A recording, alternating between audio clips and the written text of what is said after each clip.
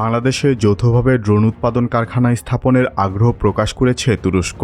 দুই দেশের প্রতিরক্ষা সহযোগিতা আরও গভীর করার অংশ হিসাবে তুরস্ক বাংলাদেশে একটি যৌথ ইউএভি বা ড্রোন উৎপাদন কেন্দ্র স্থাপনের প্রস্তাব দিয়েছে। প্রস্তাব অনুযায়ী তুরস্কের বহুল আলোচিত বায়রাক্তার TB2 ও আকিঞ্চি ধরনের ড্রোনের সহ উৎপাদন বাংলাদেশে হতে পারে। ঢাকায় অনুষ্ঠিত বাংলাদেশ তুরস্ক পররাষ্ট্র সচিব পর্যায়ের বৈঠক এবং পরবর্তী প্রতিরক্ষা আলোচনা ঘিরে এ প্রস্তাব সামনে আসে। একই সঙ্গে তুরস্ক বাংলাদেশকে উন্নত বিমান প্রতিরক্ষা ব্যবস্থা এবং সামরিক বিমান ক্রয়ের প্রস্তাবও দিয়েছে। তুরস্কের পররাষ্ট্রমন্ত্রী হাকান ফিদান বলেছেন, বাংলাদেশ ও তুরস্কের মধ্যে প্রতিরক্ষা শিল্প খাতে সহযোগিতা আরও গভীর ও সম্প্রসারণের উল্লেখযোগ্য সুযোগ রয়েছে। দুই দেশের মধ্যে প্রতিরক্ষা শিল্পের সহযোগিতা বাড়ানোর বিষয়টি বিশেষ গুরুত্বের সঙ্গে আলোচনা করা হয়েছে।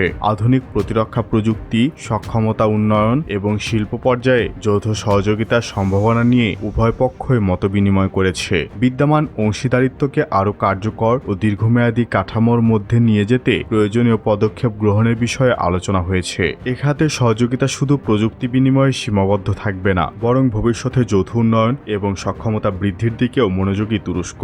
বিশ্লেষকদের মতে, বাংলাদেশের ড্রোন কারখানা স্থাপিত হলে দেশটির প্রতিরক্ষা শিল্পে প্রযুক্তি হস্তান্তর, দক্ষ জনবল তৈরি এবং দেশীয় উৎপাদন সক্ষমতা বাড়বে। এটি ফোর্সেস গোল 2030-এর আওতায় সামরিক আধুনিকায়নের লক্ষ্য পূরণেও সহায়ক হতে পারে। তবে বিষয়টি এখনও প্রস্তাব ও আলোচনার পর্যায়ে রয়েছে। এ নিয়ে দুই দেশের মধ্যে চূড়ান্ত কোনো চুক্তি স্বাক্ষর হয়েছে বলে প্রকাশ্য নিশ্চিত তথ্য পাওয়া যায়নি। বাংলাদেশ ইতিমধ্যে স্থানীয়ভাবে ড্রোন উৎপাদনের লক্ষ্যে চীনের সঙ্গে একটি পৃথক প্রযুক্তি হস্তান্তর ভিত্তিক প্রকল্প বাস্তবায়ন করছে। এর মধ্যেই তুরস্কের নতুন প্রস্তাব দক্ষিণ এশিয়ার প্রতিরক্ষা সহযোগিতার ক্ষেত্রে নতুন মাত্রা যোগ করেছে।